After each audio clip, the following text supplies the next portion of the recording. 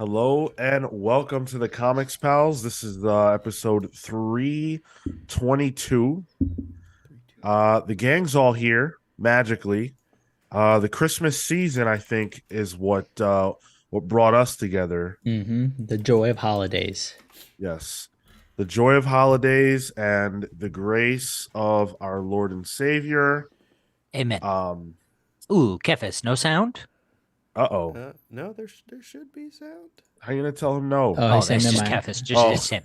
Okay, so it really was. Set up that rig. It really was a no. Wow. Talk about a Christmas miracle. Wow, we got a lot of people in the chat. Hello and welcome. Yes, it is a Christmas miracle. It's a Christmas miracle that you guys can hear us. It's a miracle that we're all here today. And it's a miracle that I was able to acquire. A Trump NFT. Yes, that's exactly what I was gonna say. Holy shit. Whoa. Let's How go. how does it feel being one of a kind? Dude, I feel like such a loser. It's crazy. What do you mean? It's what I was going for. So just baseline for me. Oh, Yeah, it's awesome. I was thinking about reselling it, but You should. You get some money out of it. you hang on to it though. That Oh, thing the will price is gonna go up. appreciate Yeah, that. yeah, yeah. the problem is that I keep posting it to see if anybody wants to buy it, and then they're like, "Thanks." and Right then they click, don't save buy as. it. Right click, Yeah. save Yeah. as. Yeah. Mm. I don't know. What did they had a name for people who did that? Do you remember? I'm not going Right? there. Was it right clickers? What was it, Marco? Oh, okay. Oh, I don't know. I wasn't sure where you were taking that one. JPEG Warriors? I don't know. Oh man. Oh, Kefis. Okay, so Kefis says, wait till 2024. That'll be a big year for it, and you'll need the cash. Listen, no, so boy. he's of course referencing Oh, damn. our bet where if Ooh. Fantastic Four does not release within the year 2024, then I owe him an omnibus. Well, let me tell you something, Kefis.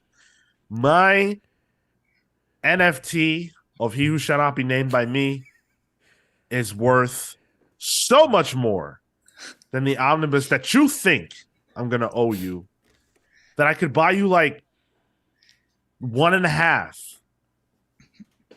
But I won't have to. I'm gonna keep my NFT and I'm gonna get that omnibus.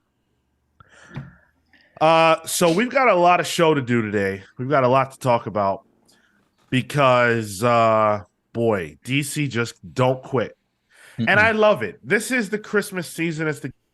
And James Gunn has given me the gift of a main topic about 5 times this year. I love it. I can't get enough of it. He's He's out content here. Santa Claus. But in a way, it's all a matter of perspective, because in the minds of some people, James Gunn is the Grinch. He's the Grinch who stole Christmas. He stole Superman from Henry. Well, What's interesting is Henry Cavill doesn't feel that way. Yeah. Are you sure? Seems like Oh. it. He gets to be in his Warhammer thing. He's fine. Well, that's landing on a pillow, right? Yeah. and if for what I him. read that he got paid 250 grand per cameo, and he did 2 of these cameos within the last year. That dude is just shirtless, building PCs and making Warhammer figures. Like, he is okay, guys. Yep. Living his life. Yeah. So what are we talking about? Obviously, Henry Cavill is gone. Grand opening, grand closing. He is gone as Superman. You can't make this stuff up, people. We'll miss him. You can't make it up. When was the episode that we talked about him coming back? Was it 3 weeks ago? 2 ago? Yeah. Yeah, something like that. Yeah, it was the week after Black Adam. So Oh, it was September. Okay. little longer, but wasn't that long.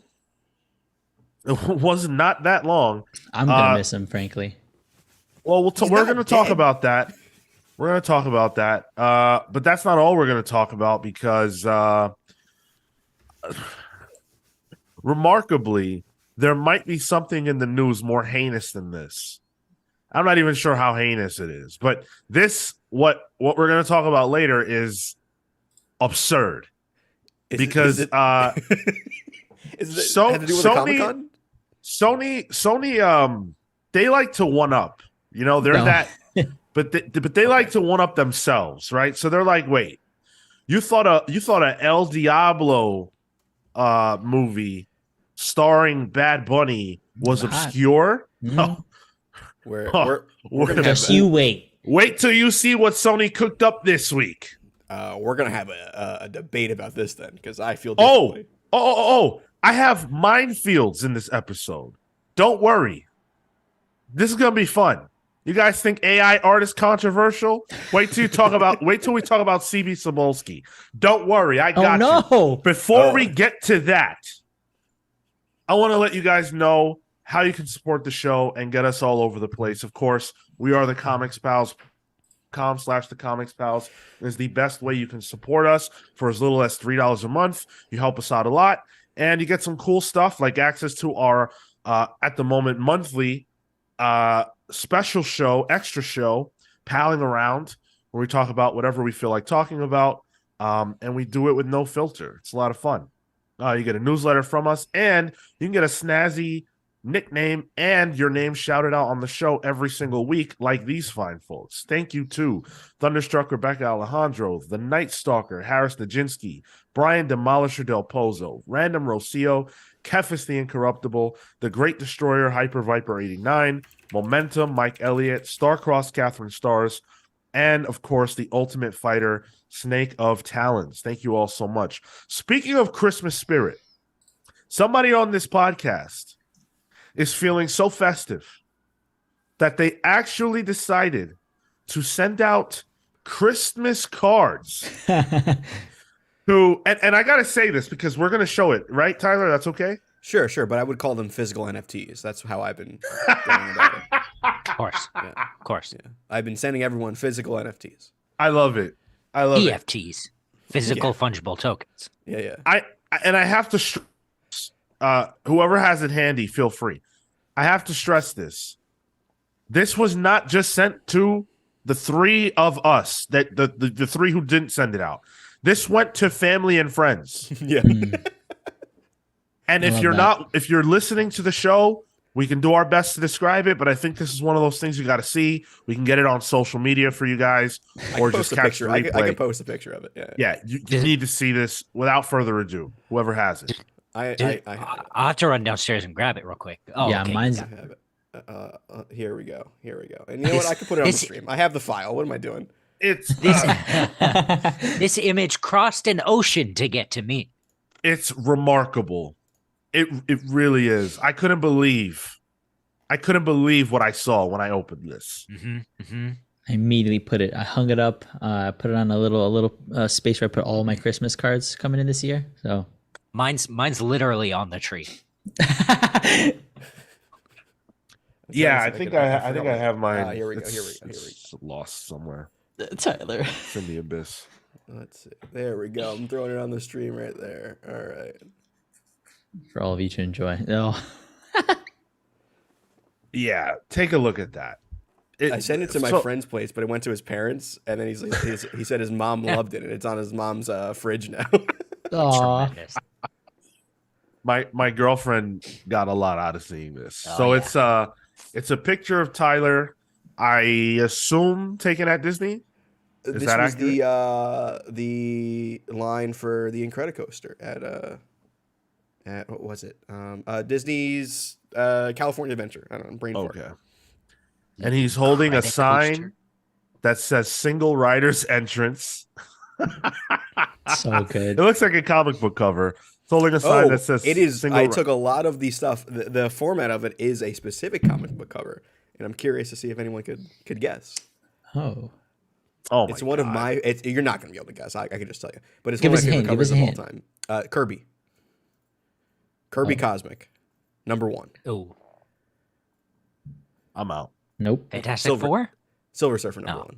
One of my favorite covers of all time. Well, dude, did he have that face on the fucking cover, man? Who told you to do that? Stoic. Yes, I was going stoic. All right. Yeah, it's a gem. It's definitely going to be on my tree. I love it. Do this every year. Let this be annual. I want to, and now I can do that because I can choose to do that. Let's get it. Yeah,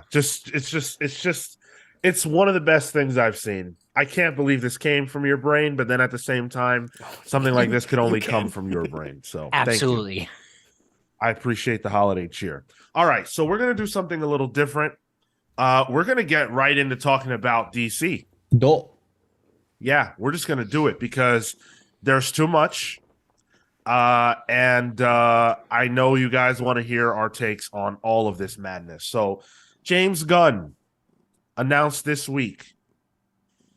And nowadays, if you're not on Twitter, you just don't get this stuff. Because this is where the head honcho of DC Studios is telling all. Everything I'm about to talk about pretty much came from two places, Twitter and the Hollywood Reporter. Man, literally, not yeah. using Hive yet. Frankly, more of it came from Twitter. Yeah. A majority of it came from Twitter and was regurgitated by several sites. Of course, the Hollywood Reporter always has more legitimate information.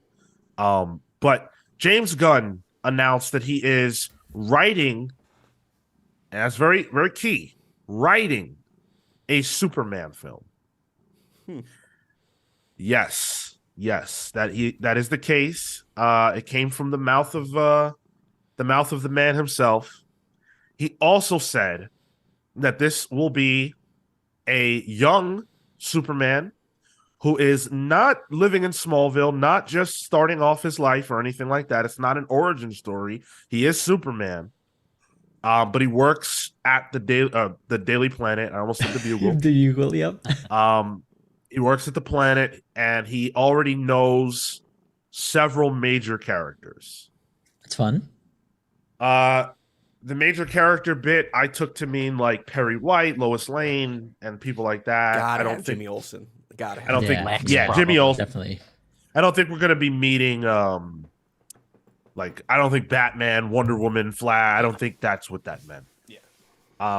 Not that he clarified, but the big headline there, though, juxtaposed with him writing a Superman film, is that Henry Cavill is not going to be Superman in the DC universe going forward. I would like to read for a moment from what Henry Cavill has had to say. So this what I'm about to read is from October 24th. Okay? Oh no. All right. No. All right. So October Tracking it. 24th, that's a month and change. It's almost 2 months it's almost 2 months ago. He said, "I wanted to make it official. I am back as Superman." He said, "Most of all, thank you for your support and for your patience." And that his appearance in Black Adam was a very small taste of things to come. As it turns boy. out, it was the last morsel. It was like the mall food court Chinese food sample of tastes to come. Yes. Yep. Yes. So that was then, right? That was then. And this is now. He said on Instagram, Henry Cavill said, "I will, after all, not be returning as Superman. After being told by the studio to announce my return back in October, prior to Gunn and Safran's hire, this news isn't the easiest, but that's life. The changing of the guard is something that happens. I respect that. James and Peter have a universe to build. I wish them all and all involved with the new universe the best of luck and the happiest of fortunes." Okay. All right. Do you really? Why not? I get the opinion that he doesn't care one way or the other. Yeah, same.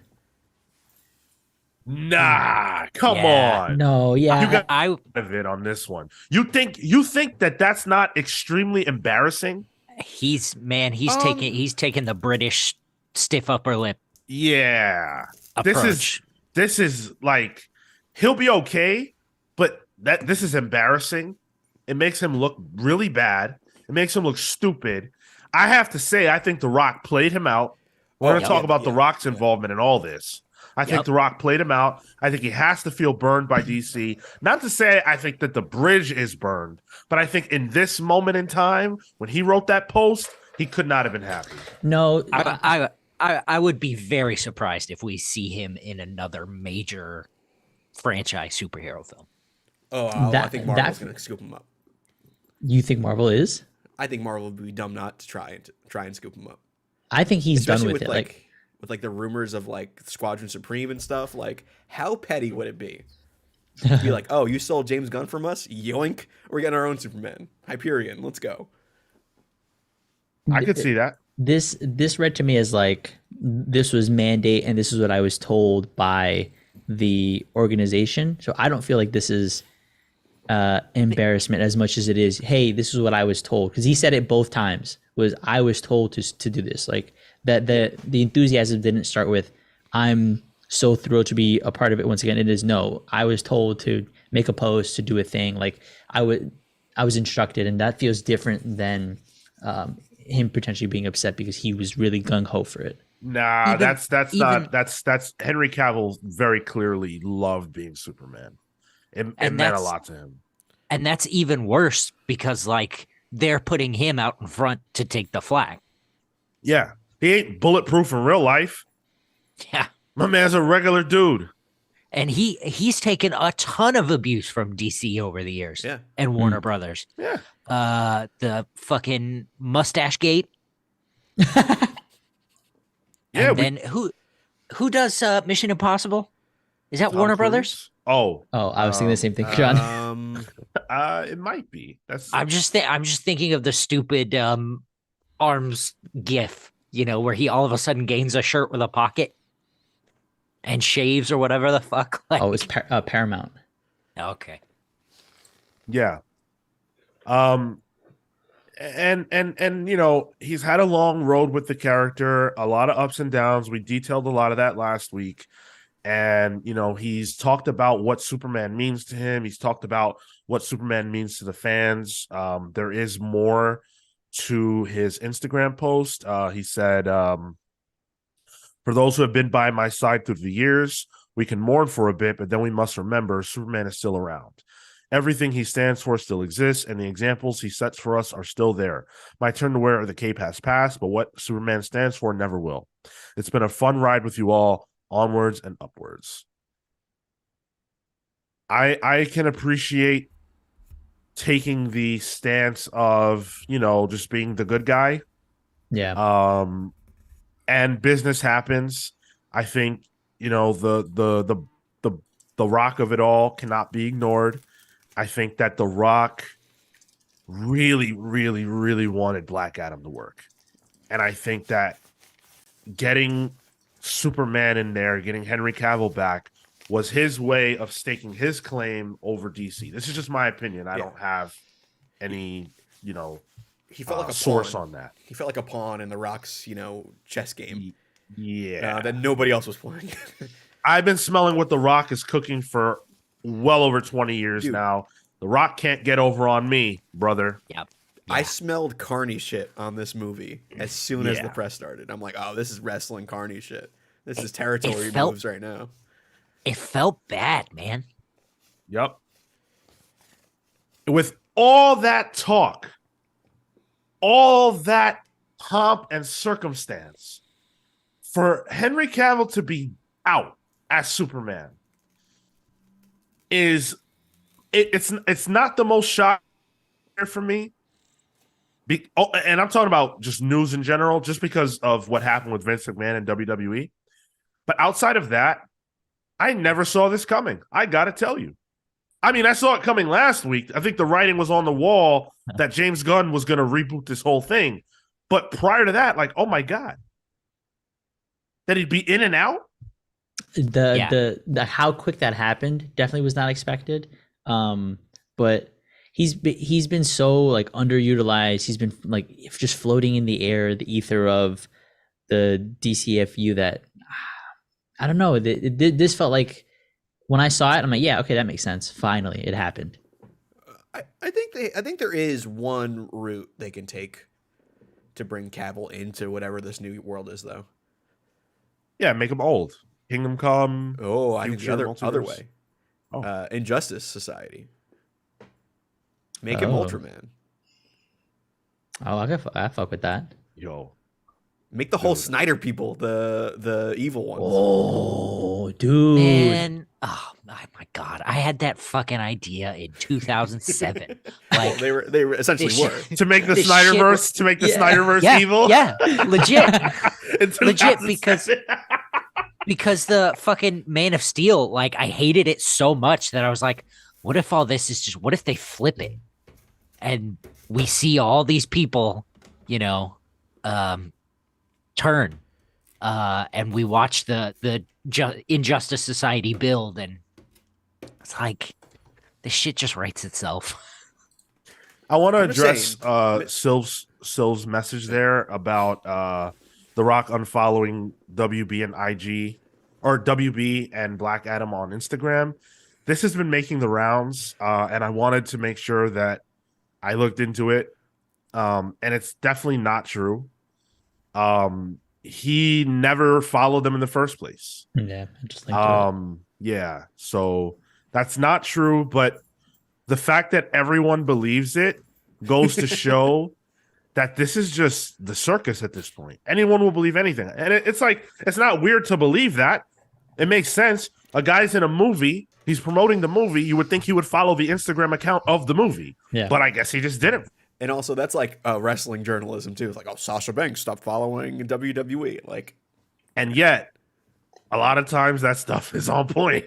yeah, yep. Yeah, I don't fault anybody for buying it. But yeah, so we learned more stuff this week. A lot of it was supplemented by the Hollywood Reporter. Like I said, one of the things we learned is that the Black Superman movie, I hate to say it that way, but how else do you say it?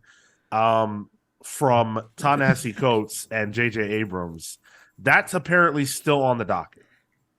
Oh, interesting. Okay. Coates is still writing it. I wonder if Abrams is still in the stable then. From per the Hollywood Reporter, yes, he is still Interesting. attached to produce through Bad Robot. Hmm. So I that one I can't call. I really have a hard time seeing how this fits into the grander scheme of things. Yeah. But I'm sure they're paying Bad Robot a lot of money. I don't know if this is one that they can let go of.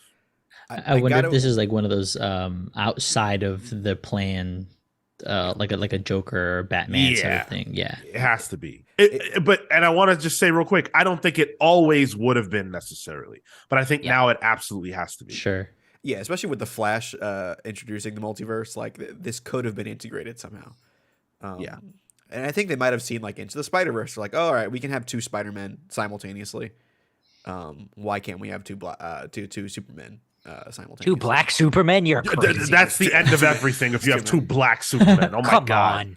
And we almost got it because Michael B. Jordan was working on a black yeah. Superman too. So imagine that. That's the end of everything. Calvin Yeah, I Ellis mean, is Dan his name, Trudeau by says the he's way. not excited about the project. I wasn't either. I like Ta-Nehisi Coates a lot. I'd read that comic book, That's but I true, think you have to get your house in order. It's not that there can't be a black Superman movie. I just think if you don't even have, Clark Kent down, how can you worry about the next one? Whoever it is, whether even if it was like Superboy, whoever, like get Clark Kent down. What if this was a Clark Kent? I mean, I guess I just think that if you have a movie where Superman is Clark Kent, but he looks like me, this world will burn. You know Sean's opinion on that. Yeah. Yeah, I'm very traditional when it comes to that. You guys know that. So apparently we're still getting that. We got a smattering of updates about various things from James Gunn, just responding on Twitter. For example, we learned that he said Batman is, quote, a big part of the DCU. Hmm. He said that Well, yeah. we'll Good. yeah, I know, right? There'll be a focus on well-known and some lesser-known characters simultaneously. Green Lantern is, quote, important, and Superman is, quote, a huge priority, if not the biggest priority. A word of advice, stop tweeting, please. Damn. I like these updates. But what is that update? Batman's going to be a priority? Oh, shoot. Wow. It feels like reassurance that they're like working on it, and it's like somebody's coming over to like my bedside and being like, "Hey, we're doing the thing, like it's happening. Here are some things we have in the pipeline. Like keep giving me these and teasing them out as we get more and more, as we get closer to like something actual and tangible." Yeah. You know when you need updates like that? When you're in the hospital bed and you need someone to come and tell you something nice to keep you alive. This reeks of desperation to me. To follow your metaphor, it's someone coming up to you to reassure you, oh no, we have the life-saving drugs you need. And then here in 6 months, they're gonna pull the rug out and be like, well, it just, we didn't have the funding. We just pulled it out. Yeah. This is NHS. No, dog, this is America's insurance. Don't bring the NHS into this. They're already getting bullied. I think it maybe is like because James Gunn is like the funny guy, like people might have been a little more scared that he's going to be doing a whole bunch of more Peacemakers type stuff. Maybe this is just to be like, hey, don't worry, like I know where my bread's buttered. We're going to focus on that first. Just trying to like qualm everyone's fears, I guess. I'm fine with the tweeting. Keep tweeting. Gives us shit to talk about. Yeah. Well, I think Kevin Feige's strategy has been very effective of show don't tell. We can't judge James Gunn's slate because we don't know his slate, and we can't judge the quality of his films because we don't know the quality of his films. To me, I think be quiet. Let us speculate. Let us ruminate, kind of like what Dan's saying in chat right now. We're going to do it anyway. You're not telling us any info that's relevant. Wow, Batman, yes. Green Lantern's important. Oh, shoot. We'll see on that one. Yeah. TY in the YouTube chat says, in defense of James Gunn and Batman, that statement was in response to a question about whether Batman was going to be kept for Matt Reeves. Yeah, totally fair. I guess rumor going around that the Matt Reeves Batman stuff was going to be integrated into the DC universe. Yeah. But again, like David Zaslav doesn't know he doesn't know an ambush bug from a Blue Beetle from a Spider-Man, okay? Yep. He knows Batman, Superman, Wonder Woman, and he probably heard of the Flash. That's Maybe. it. Because of that one character. There's 0.0 chance that there can be a DC universe that does not focus on those characters going forward. That will not happen. If James Gunn presented a slate of films that was anything other than that at the forefront, he would have been fired. There's just no way. It's not going to happen again. That's not going to. Frankly, it didn't happen. That they were the primary characters of the last regime, and we saw how that went. But you got to do it. Sean, is there anyone they could bring into this behind the scenes sort of either like producer, writer, or whatever that would make you feel good? Yeah, like, Kevin Feige. Well, no, they already tried it. Like honestly, if they brought Morrison into this, I would feel good about that. Morrison he's already in it. He helped write the Flash film. You're talking about Grant? Yeah. Okay, they helped the Flash film. Yeah. Hey, look, I love Grant Morrison. I have a shrine that you guys can't see to Grant off screen. Votive candles, yeah. But I feel like there's no one particular person that can make me feel confident. It's more just seeing what the projects are. It's a totality of it. That's really what it comes down to. We didn't have confidence in Marvel in 2008. We didn't know to have confidence or not. Iron Man was just a movie. I think whatever they put out just has to be a movie. It has to be a great movie. James Gunn's Superman, sure. That's what he was originally reached out to for back in, 2017, 2018, when they fired him at Marvel. It was to work on Really? a Okay. Superman film, yes. And he turned that down and said, I don't want to do that. I want to do the Suicide Squad. And that's how we arrived there. So DC, Warner, they're finally getting their James Gunn Superman movie, but he's not directing it. I think even him writing it is a little bit funky. I feel like you show strength by saying, here's a writer, here's a director that aren't me. I'm going to prove that I'm not the centerpiece of this. James Gunn is an executive now. He cannot put himself on the plane of, oh yeah, when we need a heavy hitter, when we need to stick the landing on something, it's going to be me. That's not a good sign to other creatives. Sean, He's you got to think delegate. He needs to have a Cody Rhodes can't go for the title belt situation. Yes. Sort of thing. All right. Absolutely. Let's read some comments real quick. Derpy 501st, who's becoming a regular, says, I have more faith, hope, and optimism than when Snyder was in charge. I do too. As a self-admitted fan of the Snyder stuff, I think that the direction that he was going down wasn't going to work for audiences, by and large. And that's just, it is what it is. I love the stuff, but it just wasn't going to work. And I don't think that it was a good roadmap to be on. Batman should never be 40 years old, 40 plus years old to start. Right. If you get there, that's awesome, but you can't start like that. That's nuts. And we missed out on casting Armie Hammer as a young Bruce Wayne before the cannibalism allegations came out. So like that ship's already sailed. Oh, I forgot that was a thing. Oh yeah. There's a documentary Catherine about it. says that's why I'm talking. I don't think so many good ideas and plans. I think how much of this is going to be trash / thrown out. Yeah, I think whenever we see a slate, it's probably locked in. Yeah. Whenever we see what they're working on for the next 5 years or whatever, that's probably gold. Which is why I want so badly to just see that. Because So then if you I'll saw know. like Okay, this if is you saw what like it an is. MCU style timeline, you'd be like, all right, I feel good now. That's all I need. Don't Yep. tell me all the behind the scenes bullshit. Yep. I don't really want to know. It's all juicy and I love doing this, right? Yeah. But I'd rather just get to see a good movie and kind of like go from there. That's the thing. If they'll do, similar to Iron Man, do the good film and then have that last after credit scene or whatever as the Avengers calling your shot. That's Yeah. it. That's a great start. Yeah. I'm on board with that. Let's shift gears a little bit because there is still more, if you can imagine, DC stuff to talk about. So the Flash movie actually cut. So now this is 3 cameos down so far. Yeah.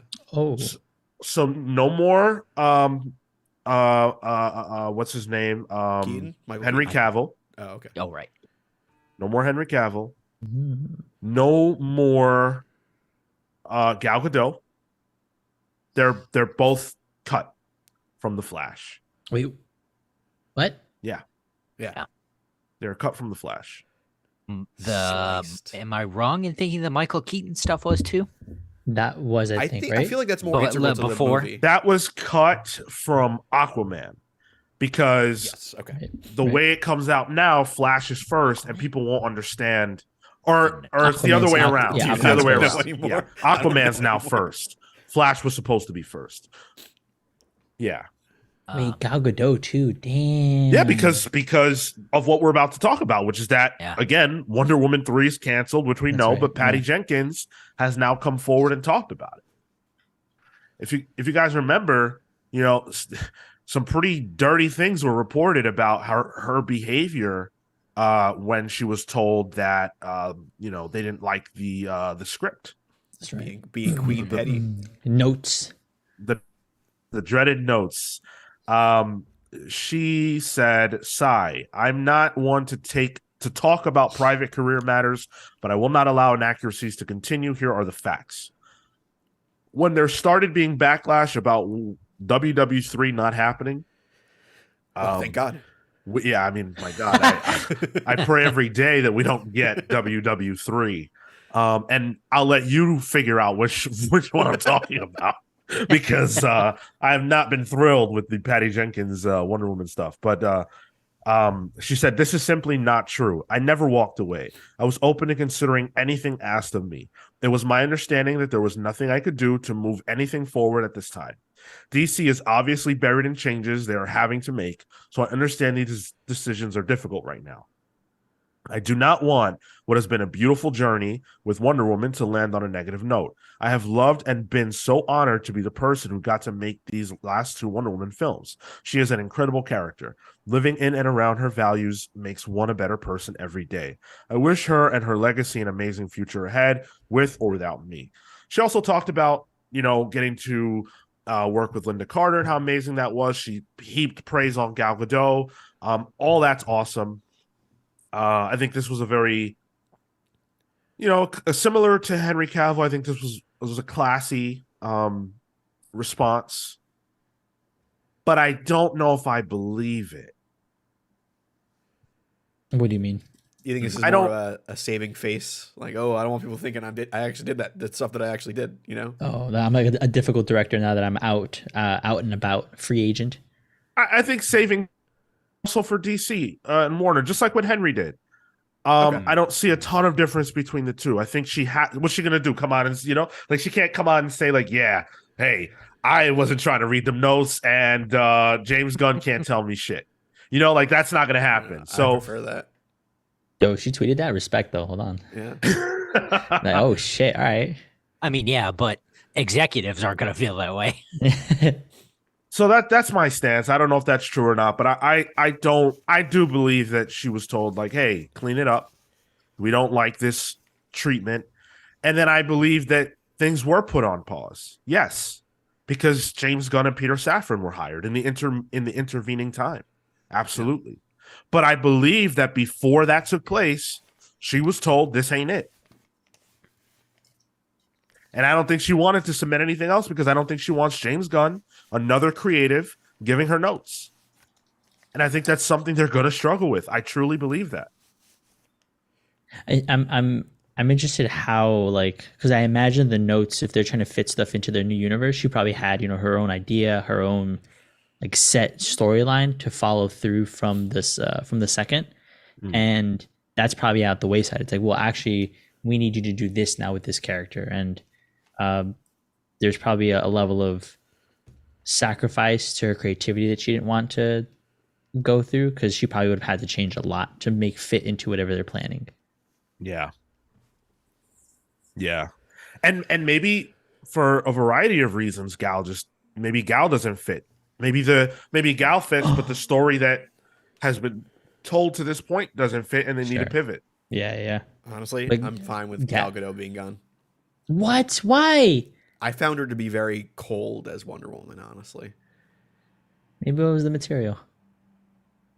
I don't know. I never really jived with her. She looked the part, but I didn't really get anything else. I think Wonder Woman should be just a little bit cold. I love it, Kale. I'm with you, dude. That's the version of Wonder Woman that I rock with, who's very,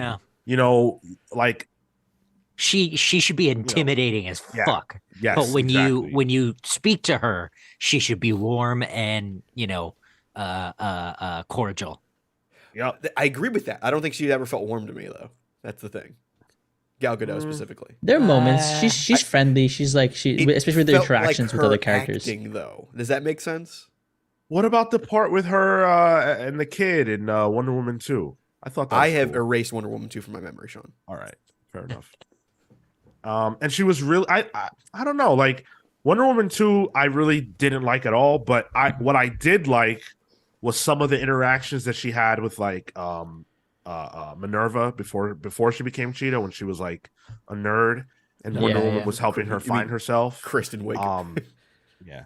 Her relationship with Candy, I enjoyed. So I don't know. I didn't think Gal was the problem with any of that stuff, but I've seen a lot of people say what you're saying, Tyler. So either way, I don't see them keeping her around at this point.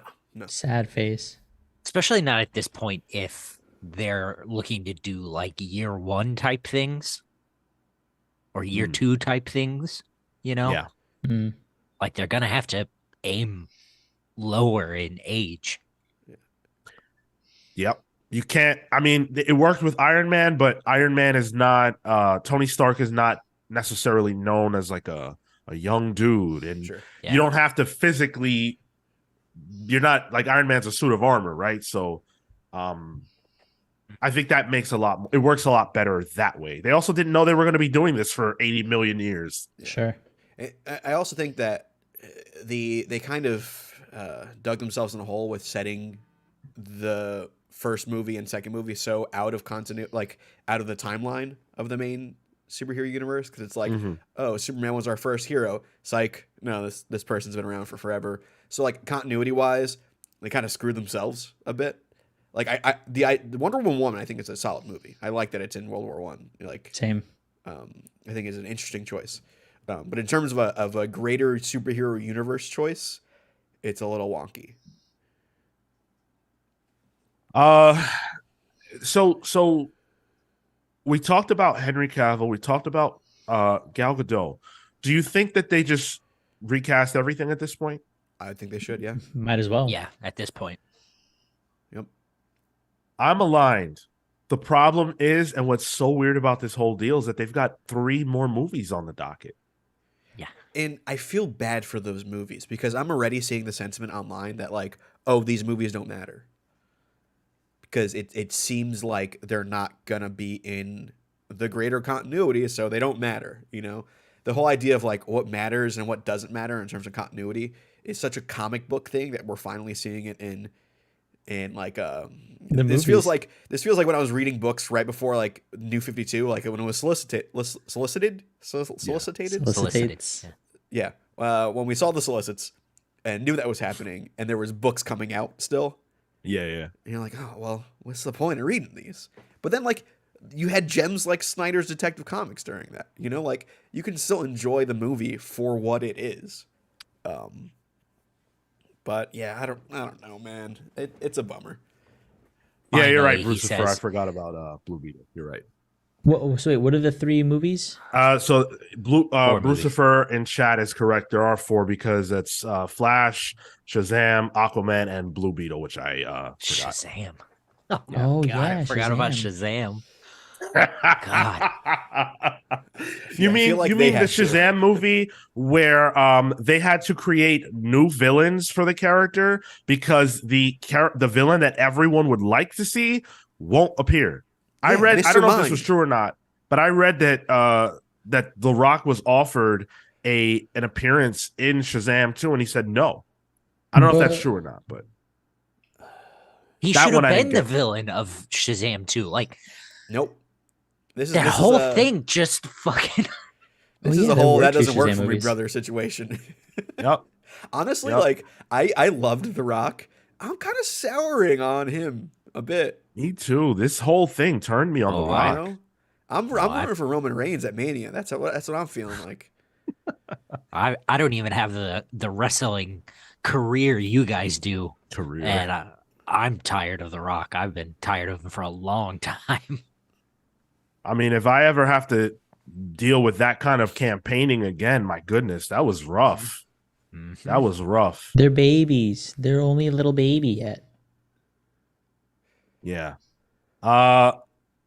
So I think we can leave it there with the DC stuff.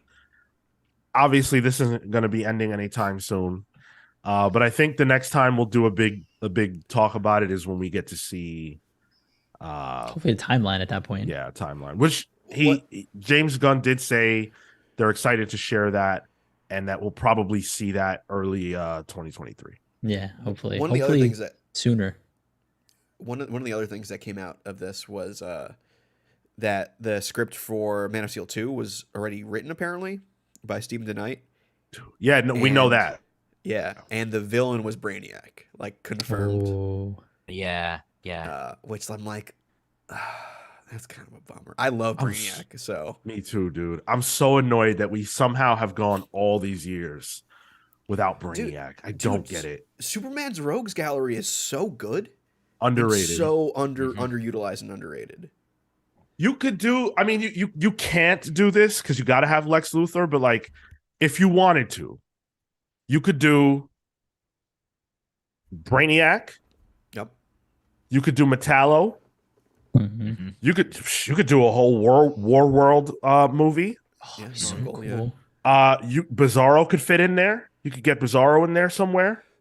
Fucking don't forget Doomsday. Doomsday is. I mean, my God, come on. Parasite Would be awesome.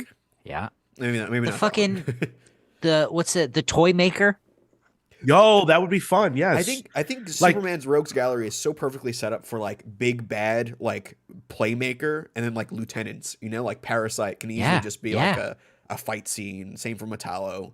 And then like Brainiac or Lex or even Mongol could be like the big bad. Like, guys, it's like it's so simple, stupid. Superman. Yeah. And I don't know what the fuck they're doing wrong. I mean, I think I despite everything, I think they're going to get it right this time. I'm hopeful. So. I'm optimistic, which I think is what DC needs to be about: hope and optimism. So I'm leaning that way. Yeah. When do you remember when the rumors or whatever that Gunn and Safran's pitch was supposed to be? Was that supposed to be that happened this weekend, or it did happen already? Yeah, that happened. Yeah. Okay. No word on how that went. Yeah. Yeah. Good, hopefully. And maybe they'll tweet about it. I mean, if they're talking about it, surely he still has his they job. like something. Yeah. Yeah. And they made an announcement that he's going to be writing a Superman movie. So True. Yeah. you know, Something good came out of it. Yeah. I'm glad that Mr. Terrific pitch worked out and Lobo. That's what I'm. I read a rumor that David Zaslav heard the whole pitch and then was like, all right, this is all great, but I thought that we were going to do a Captain America. What happened with that? I was going to good. make the same joke, Sean. I saw this great Wes Anderson Captain America image. Why can we do that? That's not yours. What do you mean? What? We can't do a universe of Captain America movies? I like to think that like Zaslav is secretly like a big Silver Age fan. He's like, oh, I wanted to see original Starman. You know, like where's that would fucking rule. Where's our original Sandman? Atom Smasher? Come on, that's what I want. Oh man, wait until he hears about the Watchmen. That's why Stargirl got as long as it did, is because those characters were on there. Yeah. All right, that's enough DC for today. There's only so much of that we can take. You guys were active for the DC talk. I'm glad to see that. A lot of energy. Dan, secretly a Red B fan. What a pull. Red B. Oh Gotta boy. Google that one. Dude. Speaking of active listeners, we got some listener comments this week. And can I just point out an absence? Do we all know what I'm talking about? Is there not an absence in these listener comments? There's no Dan Trudeau because he's in the live chat now. Yeah. What's up with that, yeah. Dan? Perennial commentator, Dan Trudeau. He's blowing all his loads early in the live chat. Right. Yeah, exactly. Take it away, Tyler. So Alexander Bruno on the very meek discussion we had on AI art said, Marco, you seem like a nice guy, but you're assuming other people are as nice. There are great people out there willing to pay for human talent and skill, but there are more people who want something passable for cheap and fast. I wish everyone valued artistry like you do. Thank you, bud. He values it so much, he devalues it. No. I value it so much. I see art in everything. Oh, that might be especially that green. Yeah, especially that green. Yeah, you get a lot of art out of that shit. Oh man, Marco, have you licked your wounds since last week? You've been okay since? Yeah, I've been doing good. Okay, all right, that's good. I'm still toying with it. It's fun. By the way, if you're not on our Discord server, which you really should be, like this did not end with the show last week. Yeah, The dude. AI art Getting Debate. iced. Sean and I had to come put the mod hammer down on Marco.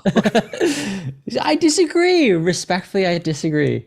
You disagree all you want. We still put it down. Yeah. We had another. Well, don't worry. We had another comment regarding the AI art discussion with Yeah. Catherine, for it, who said, "What a doozy of an opening topic. Knowing that it's stealing art from artists without their consent, that solidified my decision to set it aside and not touch it. The whole comment on consent was a big oh yikes for me. Do I agree that it would be or could be a super cool thing for concept art? Absolutely. In concept, this is cool and creative and could be fun. However, in actuality, it's not being properly implemented." I wonder what people heard when I said the consent comment. Because I think it was pretty clear. no. Yeah. See, I don't think so. I 'cause clipped feel it. like Don't if worry. I clipped it. I feel like if you guys were to reiterate it now, it wouldn't be what I said. I clipped it. Just I don't disagree. double-cross me, Marco. What did you hear, Kale? That you're fine with artists not giving consent. No, that's not what I said.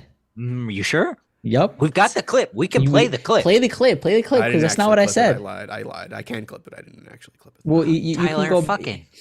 Damn, Tyler. I thought we had receipts. You say. I mean, we you have the say- entire episode. Yeah, Like, yeah, not- it's there. It's there. But that's not what was said. I won't reiterate. You guys can go back and listen. I do want to point out Derpy 501st that came so hard for Marco's background. Really complimented his curtain this week. He's Why? very Did he? complimentary on your curtain. Yeah, What did he say? it's way up in the chat. Literally that. Derby said, He like, said- oh, it's nice to see Marco having background this time. Something, Yeah. something along Oh, those lines. nice. Okay. I think Spencer showed up too in the background, so there's some life. Did Yeah, he he's not still- have the curtain last week? Yeah, it's the same No, thing. I I haven't guess- changed I it. don't know. I do have Yeah. my cat. No, you were just blank white wall last time, Marco. I think you angled your camera differently. No, because I had wrapped the curtain up on this side. Got it. Yeah. He said, "Whoa, a curtain! What a change in the background. We're proud of you." It's been there, bud. Dan, that is the most generous of all time, bro. Marco wasn't defending theft. He No, was saying yes. that Yes, that that's he was exactly saying what I said. There's art / creativity in the creation of the algorithm / software. And- if I understood it correctly, that's not what you said. That's exactly what I said. That is go back, not what you go said. back and listen. That's what You I'm did saying. not Okay. say that there was art and creativity in the creation of the algorithm. You said, I said that there it's- was art and creativity in using the algorithm to produce stolen artwork. And I'm saying that we're getting into it now. All right, see, and the Round two. the consent comment was similar to our buying of like commissions, let's say, where we don't have consent to get the digital characters, but it still makes it art. What? Like, you still It's still- you still produce art. It is illegal, but it is still art. We don't have consent. You no. started the No, sentence wait, with wait. "We don't have consent." Full But stop. Kale, wait, What? Kale, hold on, slow down, Kale. You don't have consent. Does that You still? said it right there. Wait, but listen to the second point. The second point is the thing I'm trying to say, bro. Hold on. There's no qualifier there. You don't have consent. So when you get a commission from somebody who who draws a character, they don't have consent to be drawing that character from a legal perspective, right? Does that still you still consider the other commission art?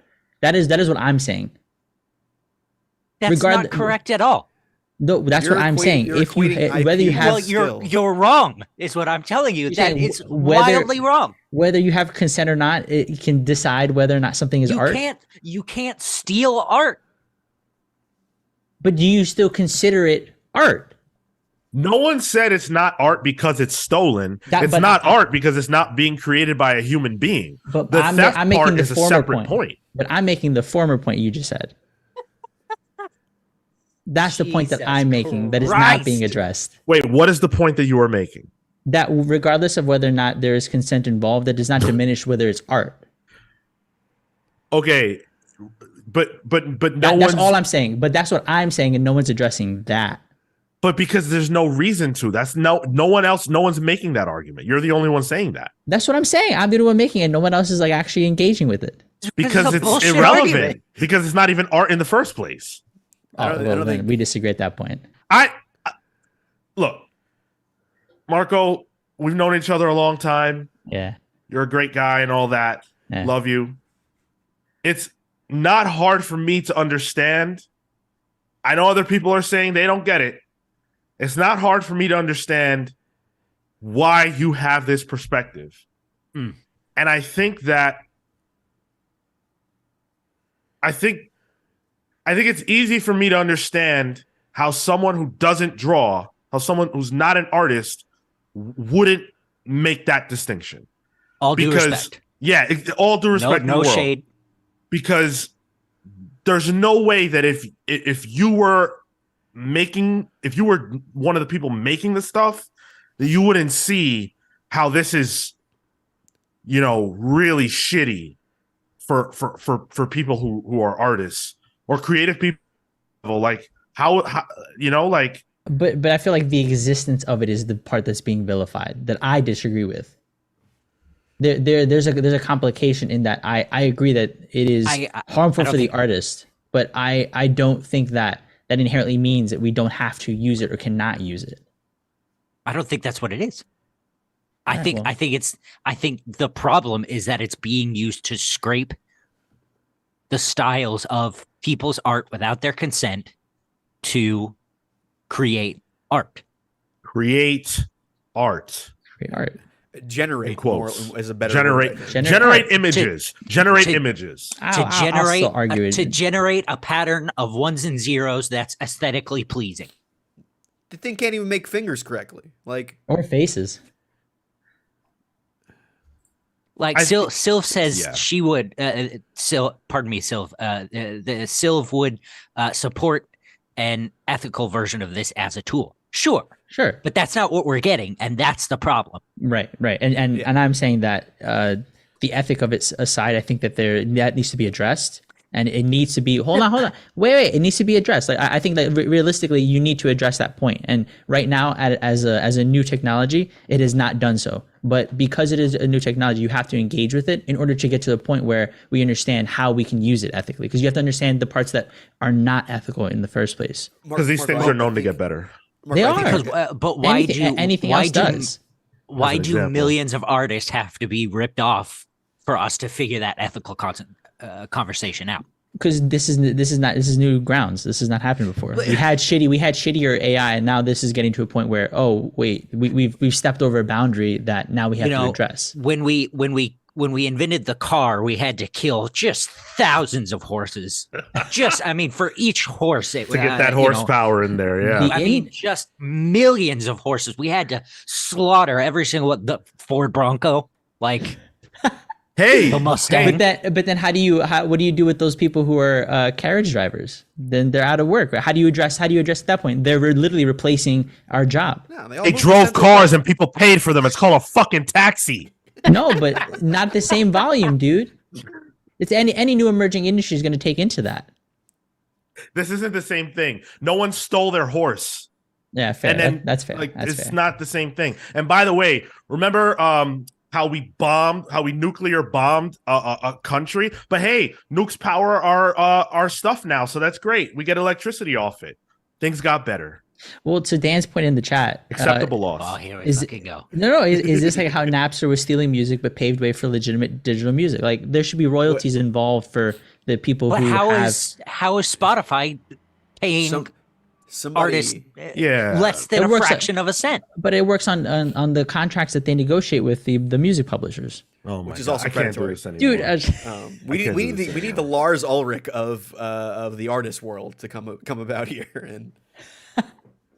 Oh my God! All right. Well, thank you guys for those comments. That and so I agree. Yeah, I agree. That an ethical version needs to be built out of this. Marco, I think your argument is moral. Like art can be immoral, whether or not it's moral does not change whether it's art. It's not art. I disagree, and I disagree with you on that. But yes, that is my point, Tyler. Manny wants to know if you'll be paying for the AI when you use it, or if you will be paying AI. If you will be paying AI when you use it. No, I've only been using there you go. Midjourney. I've been using ChatGPT. Marco is also stealing the art. Yeah. No, I'm not paying for it. Yeah, exactly. You're not paying for it. Oh my God. Oh. No, I'm not buying the Lensa. I'm saying I'm not getting the Lensa. You're not paying for it. To be I'm fair, not getting it's Lensa. Not like that that money is going to the artist. That's going to the people who create the AI. Right. Yeah. So I'm just using the open source. Yeah. He'd rather be not paying the AI who is not paying the artist than Right. paying the AI who's not paying the artist. Right, Either way, right. the artist gets shafted. Either way, Marco for just- sure. Yeah. But yeah, But at least Marco he's just not putting doesn't wanna- pockets into the shafter. yeah. He's not stroking the shaft. Wow. Let's get into our neutral corners, everyone. I didn't think we were going to talk about this. Same. And Oh. shit popped up. I knew we were going to talk about this. I was like, "What's the end?" I'm so dastardly. I was gonna do a topic today about a dude who intends on selling AI art at Comic-Con. Oh, I saw that on Twitter. Boy, that dude gonna get drop kicked. Yeah, that would have gone over bad. I like well, how- he's still doing it. It's still his plan. Yeah. I like how we talk about this, like, oh, it's stolen art and everything. But at the same time, we're like, right click, save as that Trump NFT. Well, you know, but Manny, that's also stolen art, by the way. I only get commissions from artists. I'm not going to use it to put something on my wall. It's true. I'm You just do gonna- pay for art. Like, Yeah, that is absolutely. true. Yeah. Well, speaking of creators not getting paid, let's talk about AfterShock Comics. So they got called out pretty heavy this week. If you were on Twitter, I think we might have briefly talked about it last week on the show. That creators have been kind of like creeping towards, spilling the tea about which publishers are not paying. And Alex DeCampi, who is not one to stay quiet. I love Alex DeCampi. Well, name some names. Yikes. Yeah. Name some names. AfterShock got blasted. So DeCampi said, this is in reference to the tweet that set the world ablaze on this subject. This is AfterShock Comics. They owe friends of mine tens of thousands, and I've been doling out contact details of California lawyers for the arts like it was Christmas candy. This is shameful behavior, and people need to know. Also, their rights deal sucks. I wonder what that contract looks like. Yeah. I don't know. I feel like sometimes Alex DeCampi, she can kind of like, be a little trigger happy, I guess. Yeah, But this is one of those times where it's like, yo, someone has to say it. for sure. Someone has to. And it frankly should be a creator who probably doesn't have that much to lose by speaking out. Alex DeCampi is kind of, she's doing what she's doing. She's good. She's like on She's the very fringes at this point. worker rights in the comics industry, which I really appreciate. Yeah. She followed up. She said, stop acting like a bunch of clowns and pay your goddamn freelancers or declare bankruptcy. Now, that is a very, I don't know what she knew at the time when she said this. That is a very, because that was on the 9th. AfterShock put out a response to the rumors and everything. And they basically confirmed exactly that. They said the following. Here, I got it. Just a second. So they said this. Thank you for reaching out. Comicbook.com reached out for a response.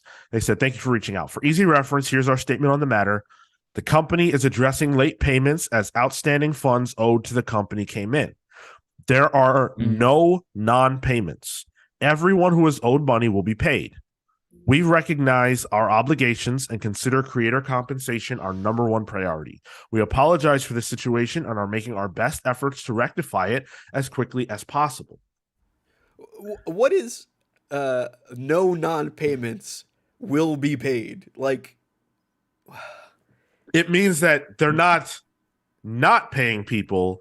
They just don't have the money to pay people right now. And when they get that money, then they will pay people. it's a corporate But they haven't idea. gotten that in. Paying their creators is their number one priority. Well, but Marco pays more creators than AfterShock does. I do actually. I buy a lot of art. But what's curious is what they mean about like they have outstanding things for them to get paid out at, because that's the part that is confusing to me. Like, what do they mean by that? If they need to get paid for something to then distribute the funds out to artists, what's holding that?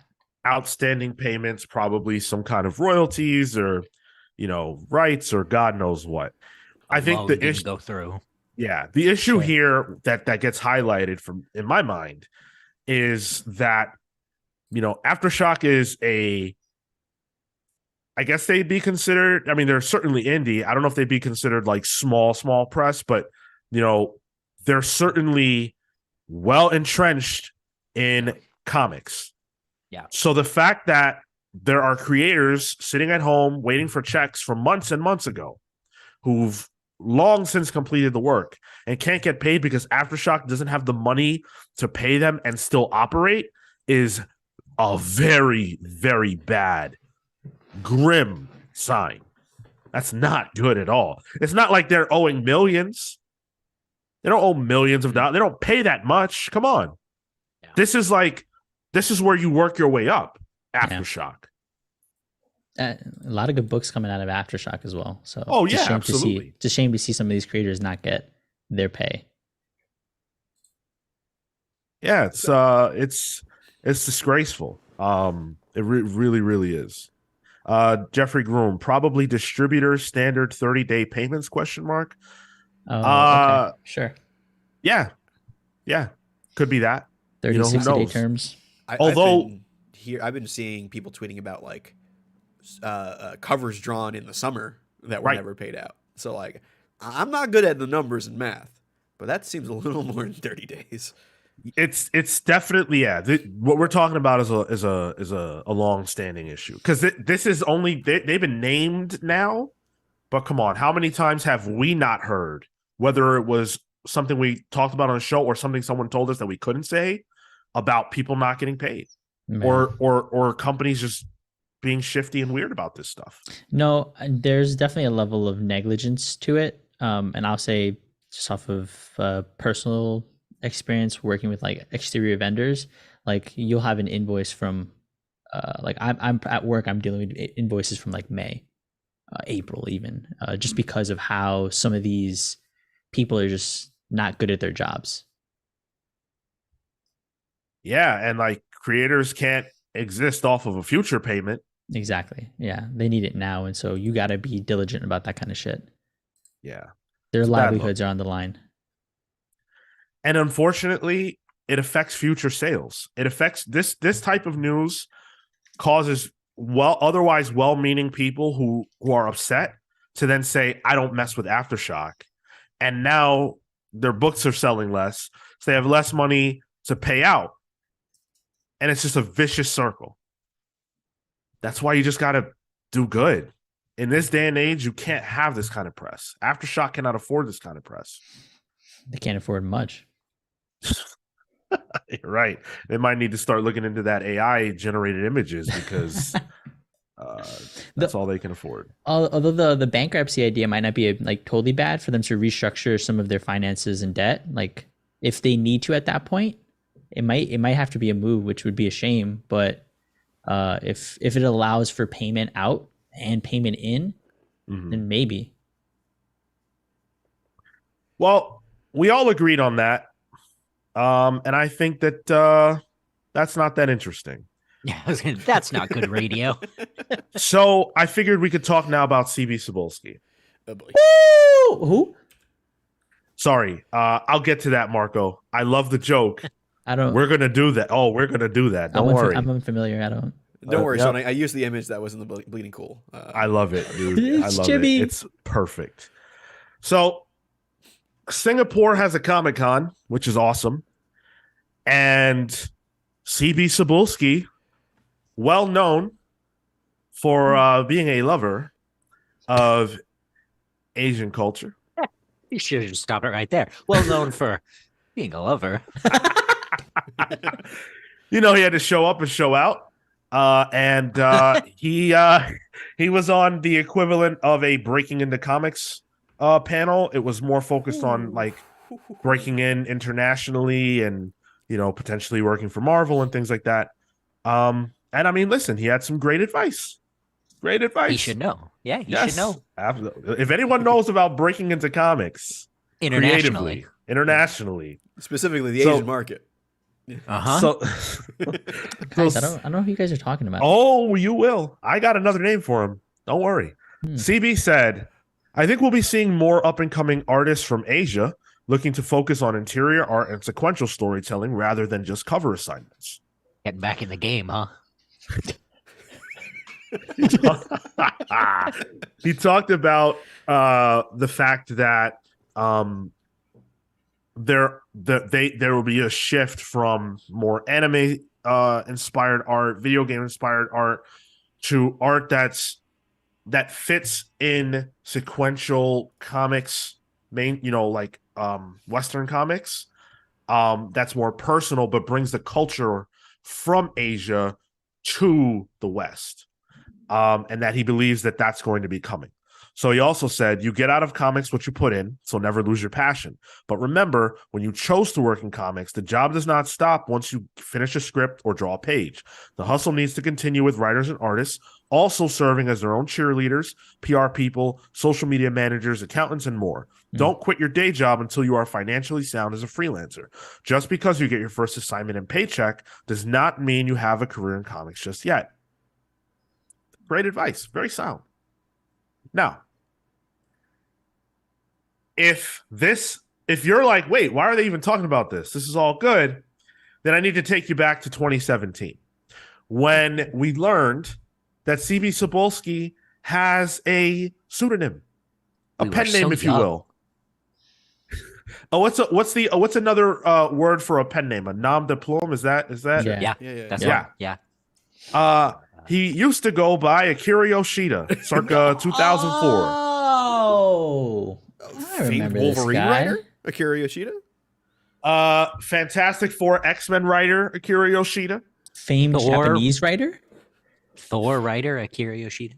Yes. Wow. This was one of the biggest news stories of that year when that broke. That Akira had posed as Japanese, or Akira had posed. Cebulski had posed as Japanese writer Akira Yoshida in order not to take work away from Asian creators, but in order to circumvent the fact that as an editor, he was not allowed to be a published writer under Marvel. And he just really wanted to write. The way Marvel was structured at the time, there was no cross-pollination. And so he wanted to write. And this is before he became editor-in-chief. This was way before. This was almost 20 years before he became editor-in-chief. Yeah, this was early 2000s? No, I mean, the news came out about this. No, the news came out when he was editor-in-chief. Was he already editor-in-chief? Yeah, they dug it up. Yeah. It was like, oh, yeah, we need to say this about this dude now because people held their tongue. So I read this and I was like, hey, 2017, we had an argument about this topic. It was very heated. I think Kale had some words for me.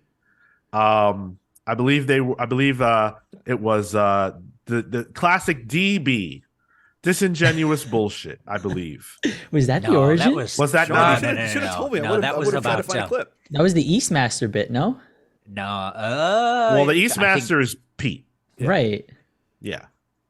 No, the disingenuous bullshit came from some Wonder Woman comment right around, I think, episode 200. Okay. Because I just moved to Luxembourg, and this news, the Cebulski stuff, happened while I was still in New Zealand. Oh, well, all right. Well, you were pretty upset. So I thought that we could take a look at what has happened since Cebulski became editor-in-chief and determine whether or not he has paid his penance. In this clip show of all the times, Kayla said, I really like Marvel. Dude, I wish I had that on docket.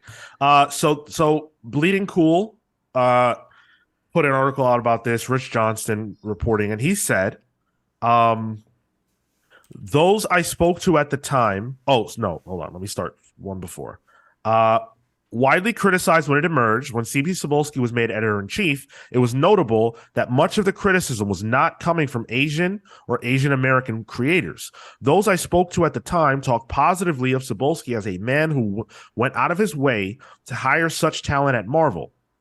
And in the recent years, we have seen an influx of and Asian American talent at the publisher, as well as many deals struck at Marvel with Korean and Japanese publishers, and an increase of Asian characters within the Marvel mix. I believe, forget the comments from Asian and Asian American creators, because I can't speak to that. I believe Rich, but I can't speak to that. When you look at Marvel, I think it is absolutely true that from the time that CB took over to now, there is a lot more Asian representation within the books. 100%. High profile too. Peach Yes. Momoko is probably a great sign of that. You know, I don't know if they get Peach Momoko if it's not for CB Cebulski. or even like In Hyuk Lee, another one. Yeah, Art Germ. Gurihiru, that duo. Yeah. Yep. And then as far as Asian American characters, I think we've seen a lot. I've been surprised. They had the Marvel voices that they did, and I looked at that cover and I'm like, oh my God. Yeah. You know those characters. Yeah. Like they did it. Greg Pak made half of them. They even had the Wave, the yeah. first Philippine. Oh yeah, Wave. Great Yeah. Marvel snap card, by the way. Yeah. Yes. Yeah, she is. Indeed. So, with all that said, I turn to you, Kale. And I ask you one simple question. All right. Has CB Cebulski done enough to pay his penance? I guess. I'll still throw it in his face. It's still a shitty thing he did, but I guess it's not, I'm still gonna make fun of him for it, but like it's fine, whatever. I'd say that's enthusiastic comes from Kale. That's a glowing comment. Yeah, I mean, like it's been 5 years. It's not like I forgot that happened. It's still And he's hilarious. done, he's done a lot of stuff, and I guess I agree. He's done a lot for Asian representation at Marvel. I think you're right.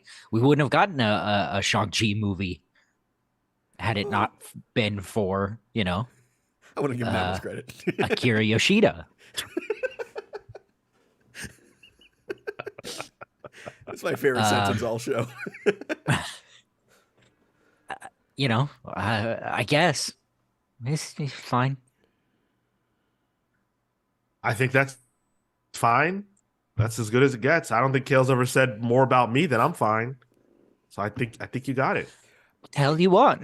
Nothing. I have two other points here. I think Go on. CB has a real good eye for like European talent as well. Sure. He's getting a lot of Italian artists. Like Vincentini is one of them I can think about. But if I'm going to play devil's advocate here, he's stealing these jobs from Americans. No, I'm not going to go there. I'm joking. Oh, okay. My eyes bulged out of my head. That was as far as the bit's going. We don't need to talk about the Trump NFTs and Right. and then get into we'll that. leave that in the beginning of the episode. I never felt like what CB did was that egregious. I always felt like, that's kind of weird. But knowing what I know about him, the fact that he genuinely seems to adore that culture, he literally lived out there. It just seemed like, one of those things where like if he could be reborn as an Asian man, like he would have done that. He would have made that choice. That's that Weeby Cebulski for you. Oh, that's so good. If you ever have the pleasure of building a relationship with CB Cebulski, which we probably won't after this episode, No. you and it's cool. That It's a good nickname. yeah, That's a nickname I give a close friend. it's flattering. Yeah. Legatus Vaith in the YouTube chat says the elevation of Asian voices and creators is the best apology or recompense anyone could ever hope for. 1,000 times more valuable than any standard empty apology. Yeah, I think that's fair. 100%. I think it's fair. And go ahead. And I think with the trajectory to continue to grow it, right? It's like you're doubling down on those efforts, and I think that's just continues to be a good sign. Quietly, by the way. Sure. Yeah. You don't make any. You don't do like, oh, this is the thing that we've done. Like, look at this. Like, you don't draw attention. You do the thing. You do the good work, and then somebody notices, but you know that you did it. And I'm gonna go out on a limb. I don't actually think he's doing it to make good. Yeah. No, I think sure. CB Cebulski would have always done this because I think this is actually who he is. He believes it. And I think you can see that in the the Voices project. Yep. Of recent mind. However, iffy quality they are, But Yeah. I think the intent is there.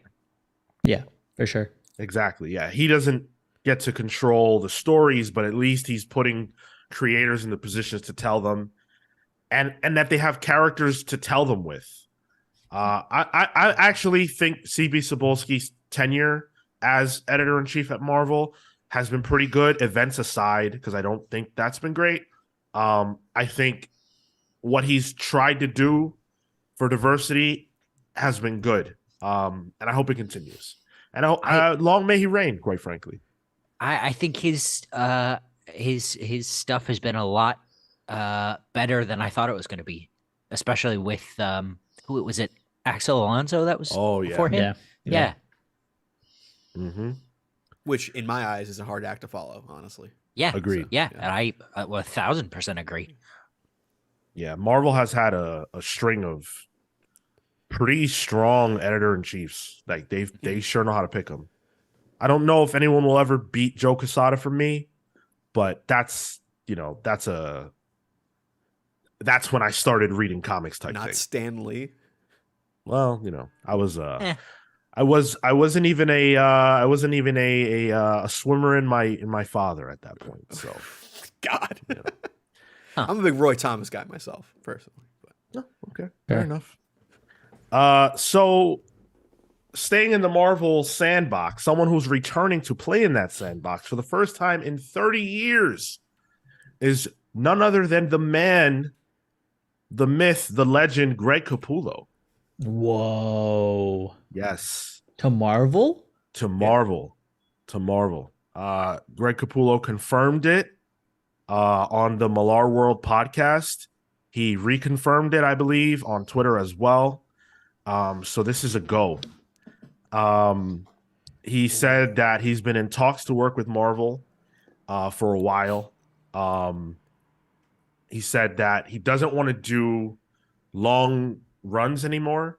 At 60 years old, he talked about how he just doesn't have the time left in his career to do, anything past like 6 issues. His life.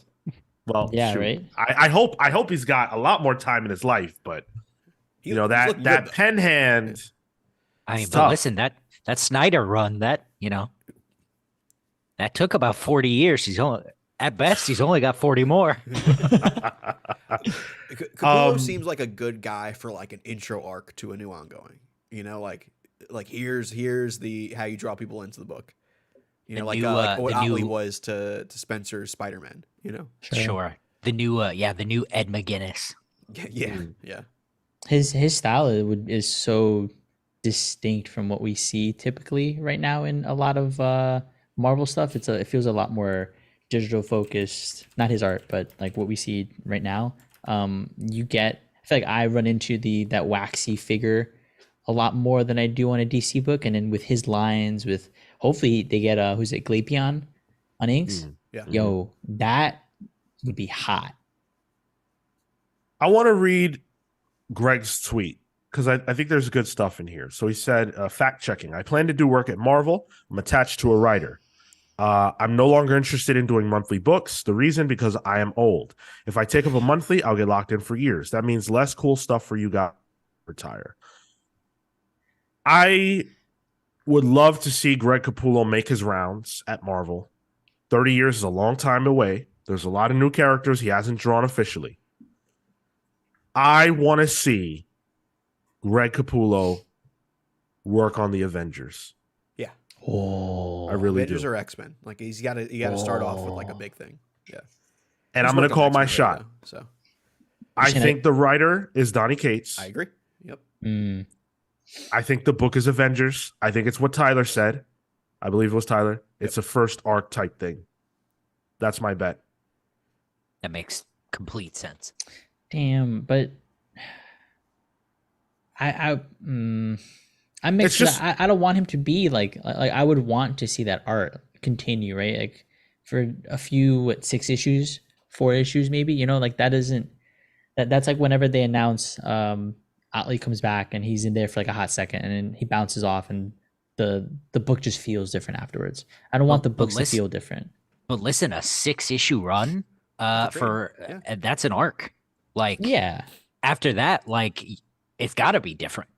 You know, I think Avengers is that book where you can put like, oh, the next arc is Otley. There's your press there's your press thing there. The next That's a artist great, Gleason, you know? Like they have artists Gleason. available that can kill it on Avengers. Sure. That's a great idea. Just every arc, a new heavy hitter. Yeah, it's alongside Donny Cates. Every arc is an event in and of itself, you know? And you know what would be the icing on the cake, Sean? If they tease it with silhouettes. I'm just saying. Yo, My dude, come on. I one of my love favorite that things. stuff. Yeah. That gets me every Jeez. time.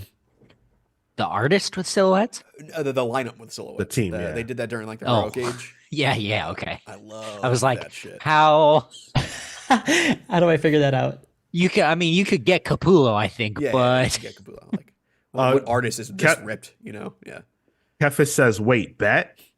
Kefis, we need to get you in a gambling addiction. Oh, that's so funny. I read that as like a question, like, oh, bet? I did too. Yeah. Oh, it could have been. I see him say the word bet, and I assume know. Sean's like, let's go. Yeah. you tell me the parameters, man.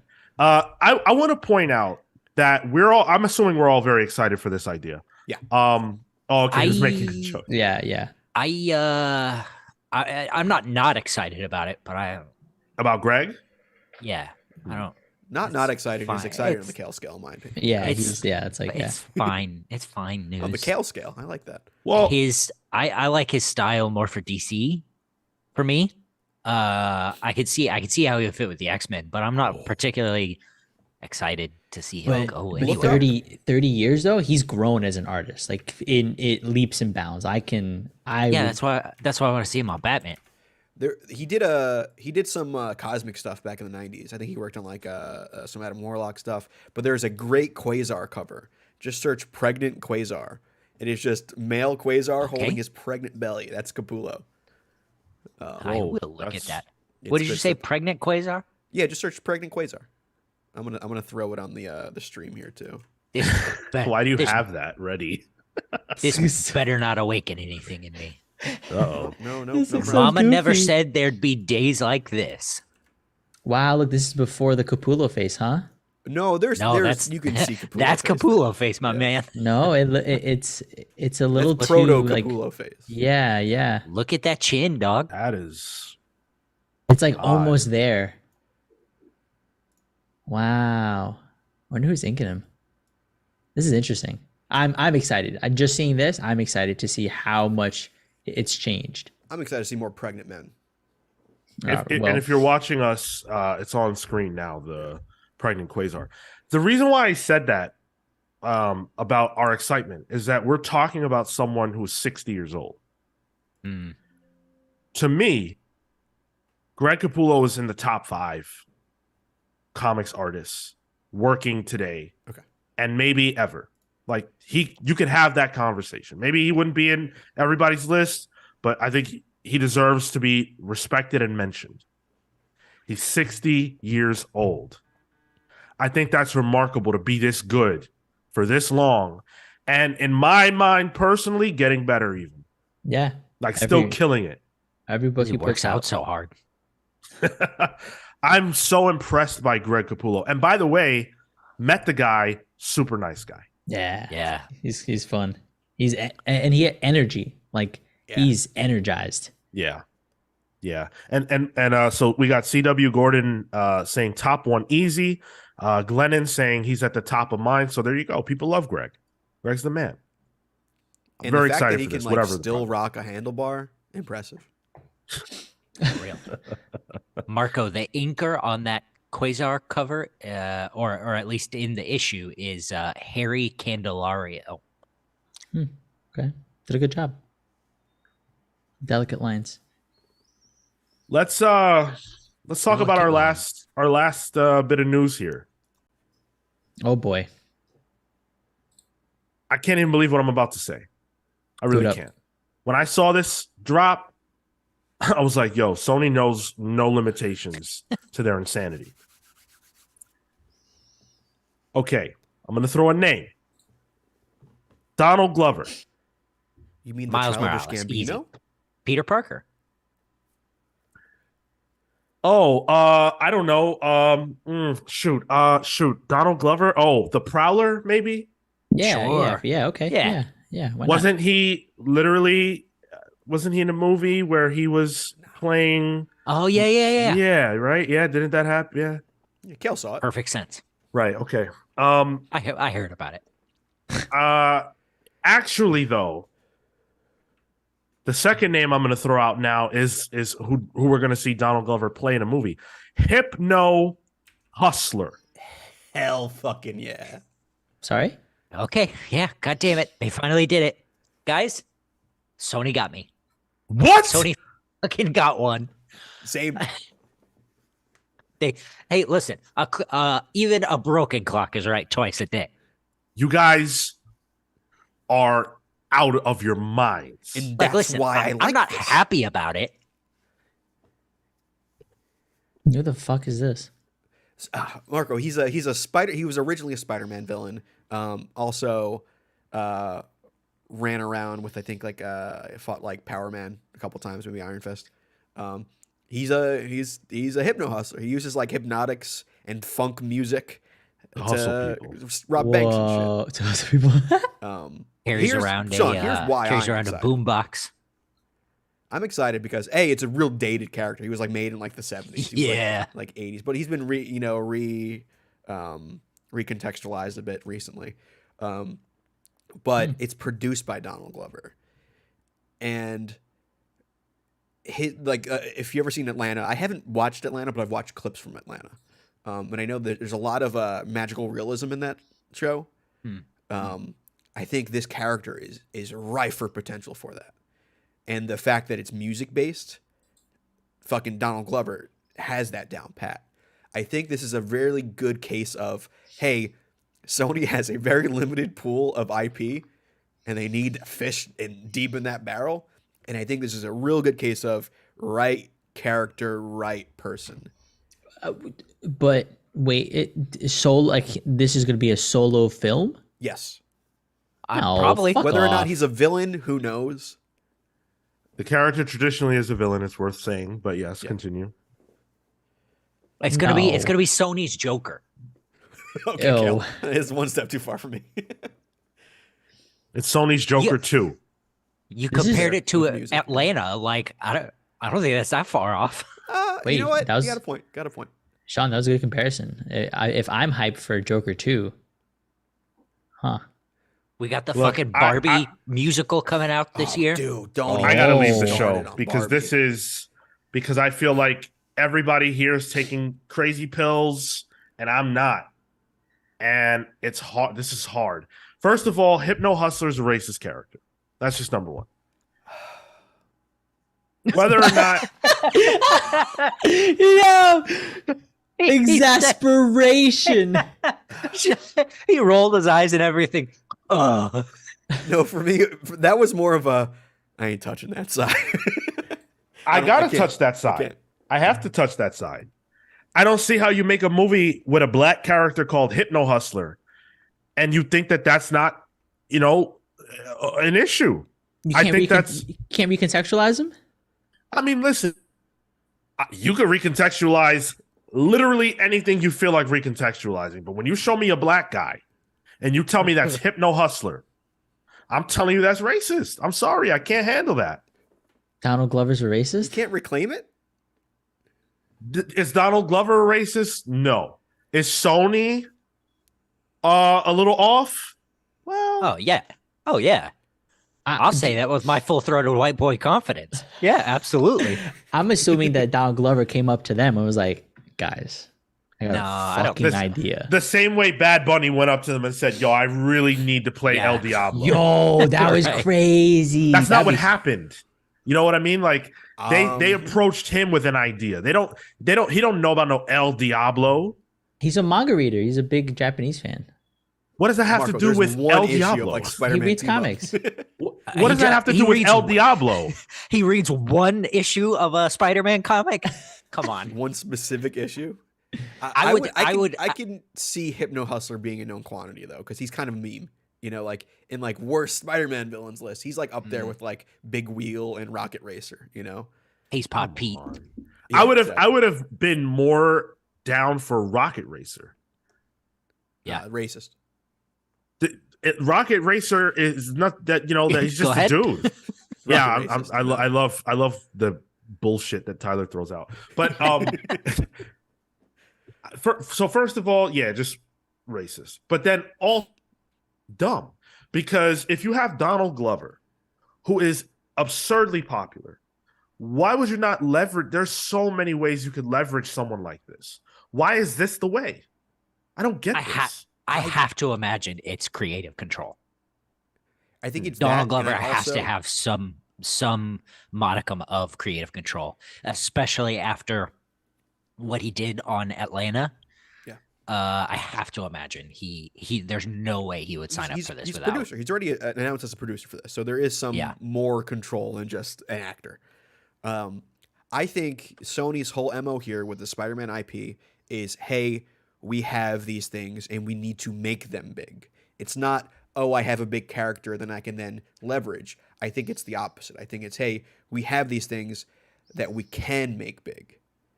And I think this is one of them they can do. And also, like, Hypno Hustler is like a good sounding movie name. You know what I mean? Like, I'm down for that. Yeah. Oh, I'm Is actually Miles really Morales Spider-Man. That's not a good movie name.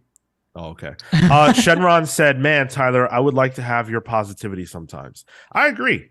Don't be fooled. It's not like Tyler's just this prince of positivity all the time. He's a dark man. But when it comes to this stuff, listen, that was the most generous take on Sony I've ever heard. Sony doesn't give a damn about a Hypno Hustler more than they give a damn about an El Diablo, more than they give a damn about a Spider-Man. They give a damn about the greenback. That's all they care about. 1,000. That sounds And- racist. Oh, snap. Oh, dang. They give a damn about putting together a sandbox, right, of Yep. Spider-Man characters and then putting Spider-Man in it. I'm not making this up.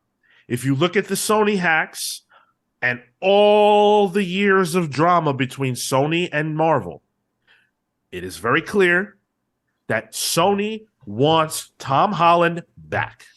Mm-hmm. And you might say, well, they never had him. No, they do. He's under a Sony contract. Those Marvel movies that you watch with Tom Holland in them are Sony movies. They're both. In association with. They want Tom Holland to star in one of their own movies that Marvel does not benefit from financially outside of the toy stuff. That's what they want. They were desperate to have Tom Holland appear in Venom 2 to the point where they filmed a scene with him in it and Marvel told them no. So all of this, Morbius, Craven, Madam Web, Black Cat, Silver Sable, that's not happening anymore because what's her name got fired? Amy Pascal. All that is just because they have the rights to Spider-Man IP, they want to hold it, and they want to be able to put Tom Holland in there and have him face off with all these fools.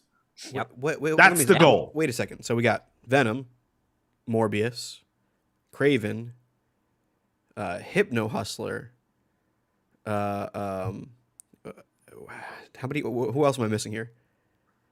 As far as movies they're making, Yeah, or El Diablo. That's one of them. yeah, Yep. Is there a sixth?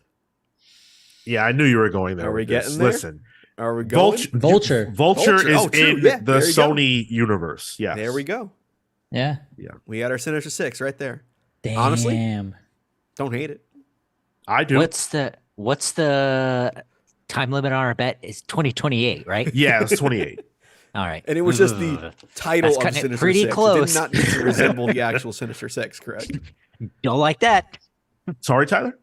Your bet was that it just has to be the Sinister Six, right? It doesn't have Yeah. to resemble any traditional Sinister Six. It just has to be a Six movie villains, called Sinister Six. Yeah. Got it. Yeah, or at least, or a movie that is about the Sinister Six specifically. I don't If know. they decide to call it Six Foes of Spider-Man or whatever dumb, that's still we got the We can agree Sinister on that, Six. yeah. we officially have Yeah. 6 villains now. I'm just saying. They've had 6 villains. They had 6 villains with Amazing Spider-Man 2. Remember that crazy scene where they showed off all these different kinds of Yeah, well, your friend armors Chameleon for no was there. reason? This is what Sony does. They've been trying to do a Sinister Six movie, I kid you not, since 2006. Yeah. They want it bad. They want The it closest- really bad.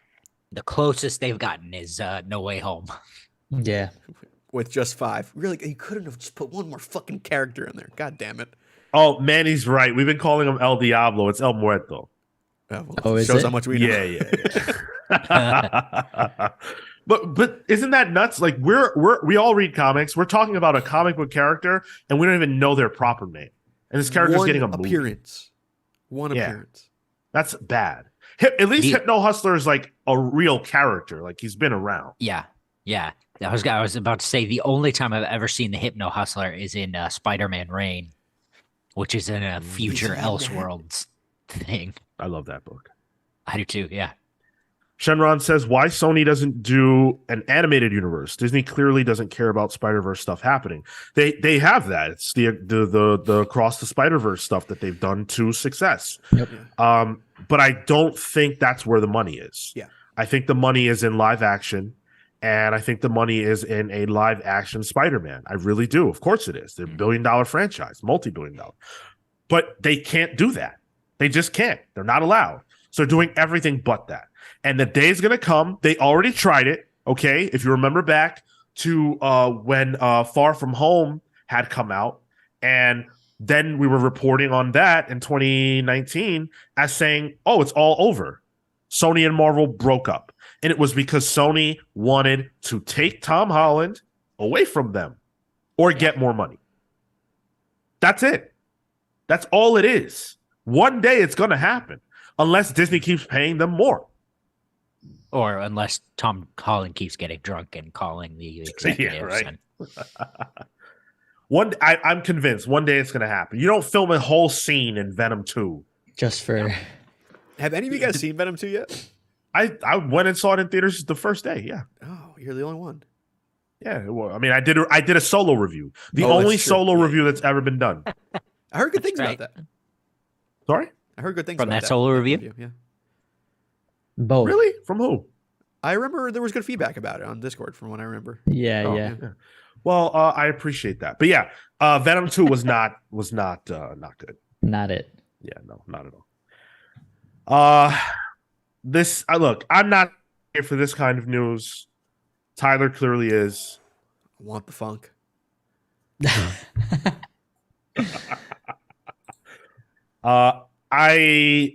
Because Donald Glover's attached, I'm saying this will actually release. Dude, it's just Earth, Wind, and Fire, the supervillain. I'm ready for it.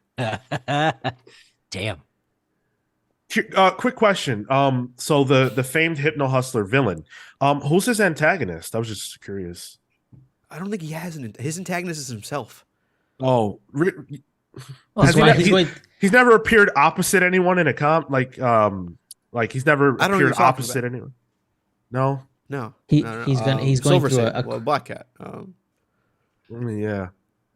He's gonna go through an identity crisis for himself. He's wrong, trying to figure out. wrong universe. Wrong universe. Oh, my bad. Sorry. Okay.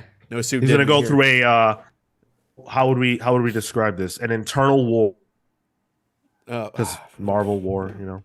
Well, let's hope it's at least civil with himself. Am I crazy? It's Spider-Man. Yes, am I misunderstanding the question? It was a bit, Kale. No, that's the exact right answer. It was a bit. Right. Okay. And if I ask you about El Muerto, it's the same answer. If I ask you about Morbius, it's just ridiculous. It's ridiculous. You know what I'm ready for? Shocker movie. Let's do it. Go for it. But see, that has legs. I want a movie about a fucking shitty villain and how he comes to the big leagues, you know? Superior Foes of Spider-Man did it as a book. Like, I think there is... Jaded Zodiac, first of all, thanks for the follow on Twitch. Appreciate it. His villain is Childish Gambino. So, let me pitch that. Real quick. Do you think Childish Gambino stole, like, I don't know, some early Hypno Hustler beats, and, like, then became huge, and, like, his whole idea is, like, Hypno Hustler is a villain now. Because he was, like, a music producer. And he's coming... I thought they were saying... Sorry. No, go, Cal. Go ahead. I thought they were saying Donald Glover's villain is Childish Gambino. Oh, well. That'd be rad. It's also worth pointing out this movie's being written by Miles Murphy. Anyone know who that is? That's Matt's cousin. I don't know who that is. Matt's cousin. Another singer. That is his son. Who's? Huh? Eddie Murphy. Miles Murphy is Eddie Murphy's son.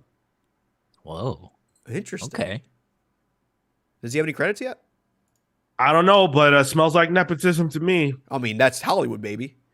You know. There. If it's decent, listen, nepotism it up, I guess. Interesting. Yeah, I mean, I don't know his film credits, but for me, that doesn't scream reason to feel like this is going to be good. Anything could be good, ultimately. Do I have faith in this? I have 0.0 faith in this. Yeah. Oh yeah, absolutely. What are we doing here? Maybe I have 0.01% faith in this because Donald Glover's attached, but that's about it. Yeah, I'll give you that. Jaded Zodiac says, "Is it even Hollywood without nepotism?" No, you're absolutely right. Point taken. It is not Hollywood without nepotism. That's how people make their bones. Will it have an antagonist? Manny asks. Yes, I think Jaded Zodiac hit it on the head. The antagonist will be Childish Gambino. Let's go.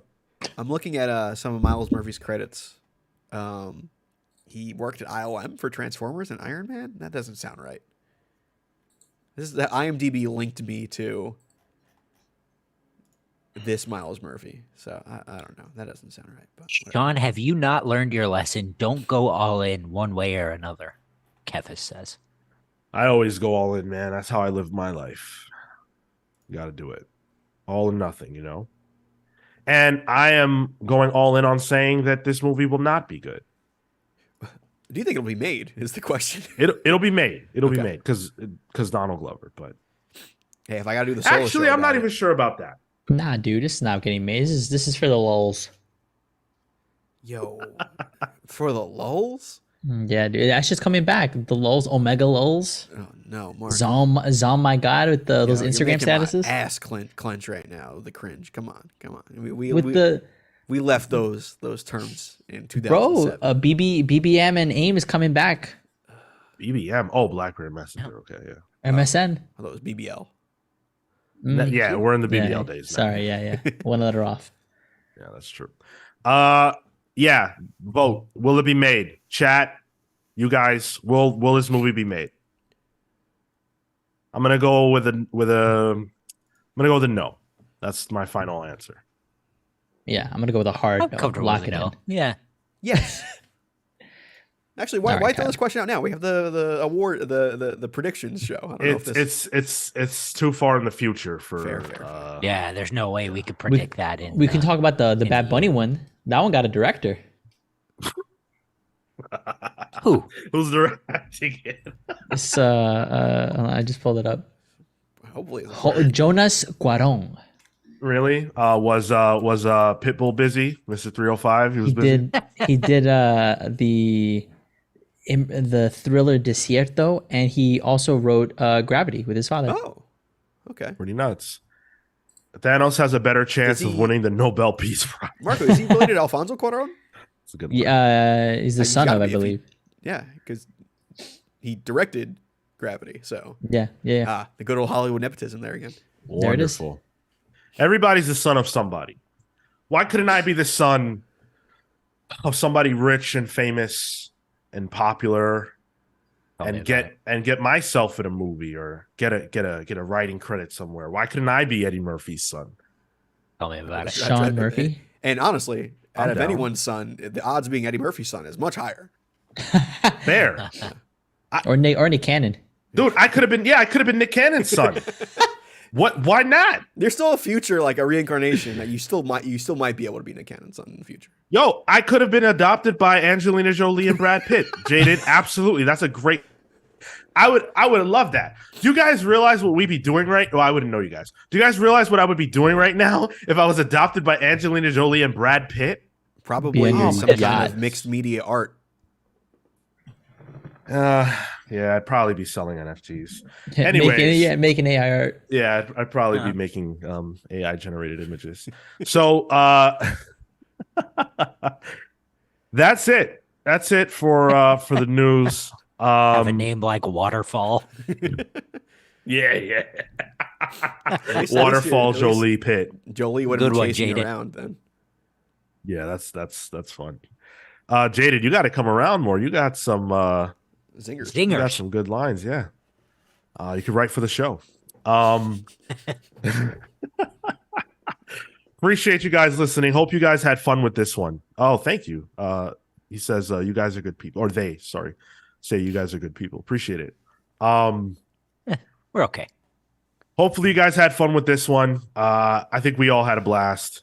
Thank you to everybody who watched live. You guys are awesome. Appreciate the comments. If you're listening and you haven't checked out the live show, come hang out with us. We do this every single Saturday at 10:15 a.m. Eastern and Thursdays at 6 p.m. Eastern for Pals Pulls. That's our weekly show where we review comics. We had a good crop this week. Yes, we do have a Discord. Absolutely.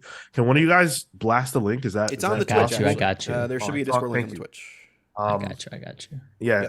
Throw that out there. Everybody's welcome. Come join our Discord. We don't bite. We have a good time. Although that She-Hulk person, yeah. Yeah, She-Hulk's not welcome. No. Tatiana if you're- Maslany, you are on blast. If you're a douche, you're not welcome. But if you're cool, you're absolutely welcome. We take all shapes and types. Patreon.com/thecomicspals is the best way to support us. If you are so inclined. We've got a lot of cool stuff going on over there, including our Palling Around show, where we always have a great conversation about God knows what. And Marco is always good for a wild take or two. Always, baby. Absolutely. Marco's a good closer. Hit us with the subscription on YouTube. It's free to do, helps out a lot more than it costs you. If you've got a Twitch Prime to throw out there, we'd appreciate that. However you can support is awesome, and we appreciate it. Let's get into the plugs. Kill, drop yours. Thank you so much for listening to this episode of the Comics Pals. You can find me on Twitter and Instagram at TotoInto. That's TOTOINTOW. You can find my work at killward.com. That's CALEWARD.com. Common Writer Kuga Volume 2 is out in January. Adam Volume 2 is the one that just came out. Yeah. So make sure and go buy those. I was also recently part of a book launch with an organization called Writing on the Wall. They do a lot of writing-focused, career-driven writing work for people in the city of Liverpool. And I was lucky enough to be part of one of their books called Facing the Fire. You can find that on Amazon and other places. It's a digital book, so it should be pretty easy to get. I wrote a radio play about a kid who learns he can light his hands on fire. Whoa. It's $3.99. The whole book is $3.99. There's all sorts of really good. It's an anthology. You got a really link? Can you good give that name poetry again? and stuff. Facing the Fire. Kelly, you got a link you can throw in the chat at all? Or Yeah. Not on me. I can get it though. Yeah, get it. And Marco, you go ahead and go next. Yeah. You can follow me at Mr. Marco Anamoto on Instagram and Twitter. Well, as the conversation has been had, I'm really toying around with a lot of AI art at the moment, but I'm also watching a lot of One Piece. I am currently in Water 7, and I'm having a fucking phenomenal time. If I don't cry every 5 episodes, it's a spectacular show. Please, somebody talk to me about it. Yo, this dude. I love crying One from Piece. anime? It's so good, so good. I forgot how to cry. You watch One Piece, dude. Maybe. Yeah. Maybe. Tyler. You can follow me at the Tyler Olson on Instagram and Twitter.